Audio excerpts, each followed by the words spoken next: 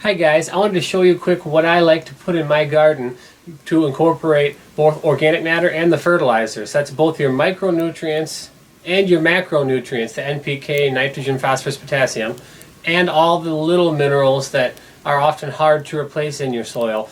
I've got a really cheap, unconventional, highly affordable, very practical, and quality method to add all those back into your soil on a regular basis.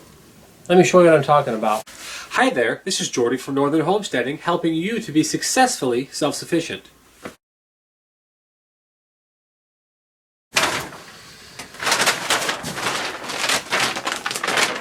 See what that says? Rabbit feed.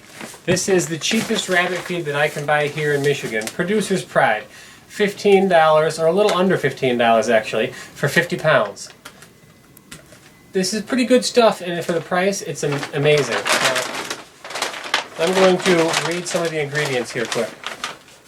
Processed grain byproducts, forage products, roughage products, molasses, calcium carbonate, and grain products. All of that sounds like a bunch of mumbo jumbo, perhaps, but let me tell you what that is. Processed grain products, that's spent grains. That's brewer's grains, and it's ground up brewer's grains mainly for the protein level in the rabbits, but it's also a very good source of organic roughage. Now in your garden, that's a quality source of just organic matter. It's got an NPK of around 111, so it's not bad at all for your garden. Continuing on, we have forage products. Forage products is mainly all alfalfa. That's alfalfa. Alfalfa is amazing in your gardens. Alfalfa, the alfalfa that's in this rabbit feed brings the total NPK of the rabbit feed up to about 211 approximately. 2% nitrogen. So this is a nitrogen high fertilizer. In other words, it's got more nitrogen than it has phosphorus and potassium. So it's good for most crops, but it's not good at all for some of my root crops, and I grow a lot of root crops. I like my rutabagas and my turnips out here, and my radishes. So I use something else for those. Right here. This is a sweet mix or a sweet feed. This is a really cheap product. This goes for about $8.50, $9 right in there for 50 pounds. This is a totally different product than the other stuff. Let me pull this tag out and read it. Here.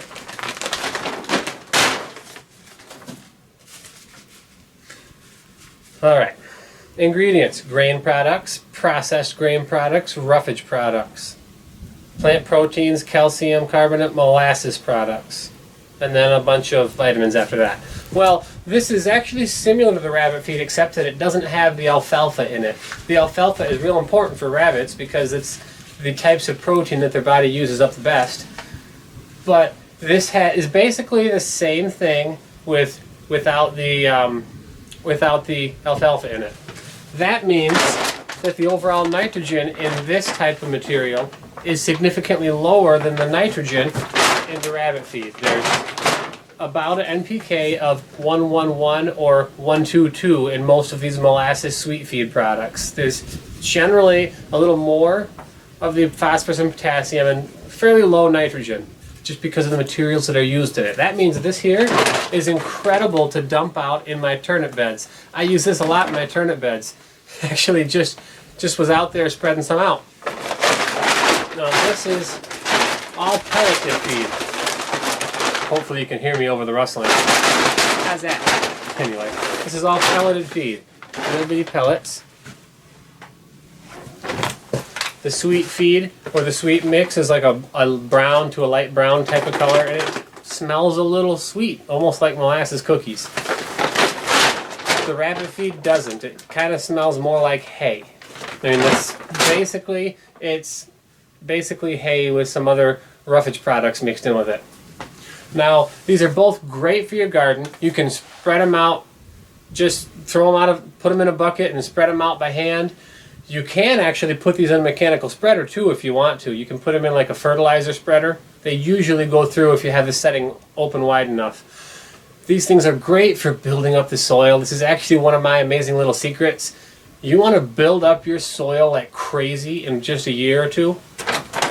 You get yourself 20 bucks worth of this stuff, 2 or 3 bags worth of this. That's 50 pounds per bag. That's the approximate weight of a large square bale of hay. Well, I shouldn't say large, because out here we're doing 8 foot long bales. So your average, 4 foot long bale of hay, which a lot of people like to use for organic matter in your gardens. It's really good for your gardens too, and it's a great mulch, but this stuff breaks down so much faster than a mulch. This stuff doesn't work great as a mulch because as soon as it gets moist or wet, those little pellets kind of poof and it becomes just a powder or a meal. So if you're not looking for like a mulch, if you want more to incorporate into the soil, these are perfect. They come already ground up finely and they're extruded into little pellets, which just makes it easier to sprinkle out evenly.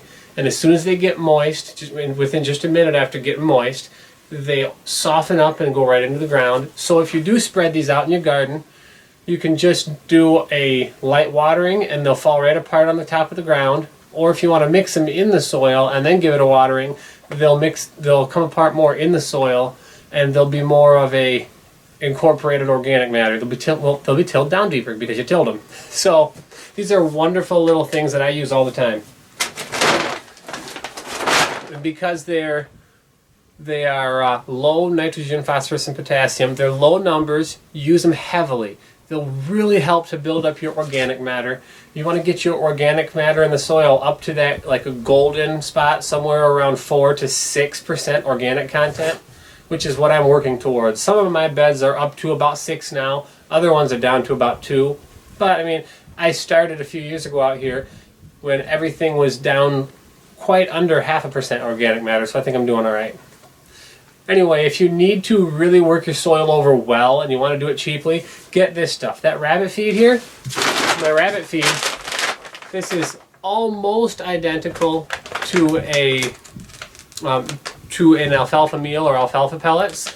These are primarily alfalfa with some grain materials mixed in with them.